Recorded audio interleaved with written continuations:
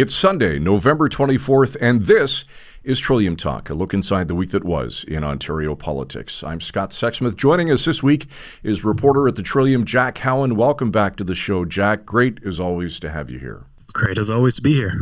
All right, let's fire things up here. It's been a busy week, I know.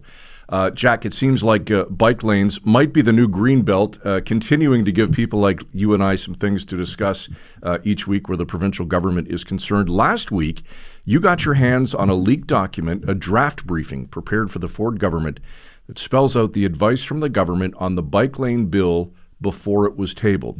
We'll get to what it contained in a minute, but let's start with what exactly is this document and how did you get it? Yeah, so my colleague Aidan Shamandi got the document from a source, and it appears to be a draft briefing document for Cabinet that spells out some high-risk level issues with the government's planned changes to bike lanes, among other things. All right. Now, a City of Toronto report indicates that ripping out the bike lanes on Bloor and Yonge Streets and University Avenue would cost about $48 million. The Premier, meantime, calls that number hogwash. In fact, he says not only will it not cost that much, it will help to reduce congestion. But according to the briefing, that may not be the case.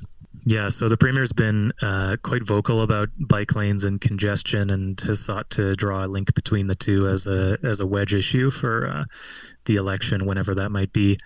Of course, studies essentially everywhere show that bike lanes don't cause congestion, or if they do, it's incredibly minimal.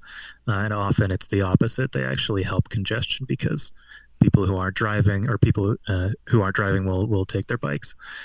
And the draft document that we got, it says, and I'll just read from it here, this initiative may not reduce congestion as most research, e.g. New York, Washington, Vancouver, suggests reducing road capacity by introducing bike lanes can encourage biking and discourage car use, alleviating congestion.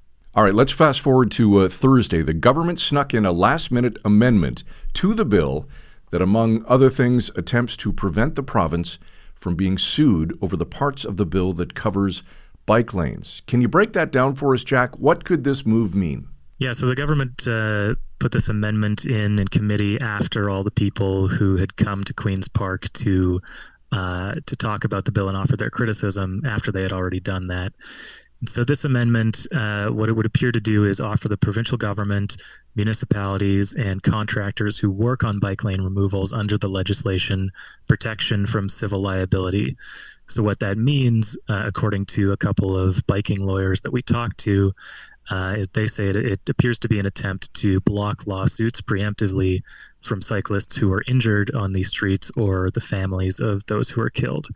And they framed it as an acknowledgement, essentially, that people are going to be hurt and potentially killed as a result of the legislation. And first of all, who knew that there were biking lawyers? All right, let's get to the Transportation Minister, Pavement Sarkaria. He was asked about this. What was his response? Yeah, we pressed him pretty hard. My colleague Charlie Pinkerton went down there during committee and caught him as he came out. But he was basically a brick wall on it. He said it's all about safety. And the one thing that he did say was that cyclists should stick to side streets. He said, this is a quote, he said, "I think the safer thing for a cyclist to do would be to make a decision to go on streets that are safer, less volume."